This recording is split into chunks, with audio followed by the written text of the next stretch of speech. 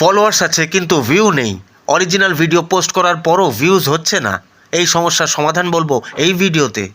Facebook ক্রিয়েটারদের একটা বড় ভুল হলো ব্যাক টু ব্যাক পদ্ধতিতে ফলোয়ার বাড়ানো। কিন্তু একটা জিনিস বুঝতে হবে, দর্শক যখন আপনার কন্টেন্ট ভালোবেসে নিজে থেকে ফলো করে না, তখন তারা আপনার ভিডিওতে ইন্টারেস্টেড হয় না, তাই দেখেও না। অনেক সময় ক্রিয়েটাররা অন্য ক্রিয়েটারদের লাইভে গিয়ে সেখানে ফলোয়ার পায়।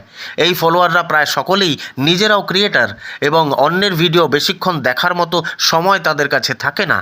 এই ফলো ফর ফলোর কারণে পেজের রিচ ডাউন হয়ে যায়। এবার আসি সমাধানের কথায়। প্রথমত, কন্টেন্টের মান ভালো করা সবচেয়ে জরুরি। এমন কন্টেন্ট বানান যা দর্শকদের ভালো লাগবে, তাদের কোনো না কোনো কাজে আসবে। দ্বিতীয়ত, ভিডিওর প্রথম 3 সেকেন্ডে একটা স্ট্রং হুক ব্যবহার করুন। তৃতীয়ত, মিক্সড কন্টেন্ট ছেড়ে যে কোনো একটা নির্দিষ্ট ক্যাটেগরি বা নিশ ধরে কাজ করুন। আর চতুর্থত, আপনার সেম ক্যাটেগরির অন্য ক্রিয়েটারদের সাথে এনগেজ হন, তাদের ভিডিওতে গিয়ে জেনুইন কমেন্ট করুন। শর্টকাট ছেড়ে কোয়ালিটির ওপর ফোকাস করুন, পেজ আবার গ্রো করবে। পয়েন্টগুলো কার্যকরী মনে হলে ভিডিওটি আপনার ক্রিয়েটার বন্ধুদের সাথে শেয়ার করতে ভুলবেন না।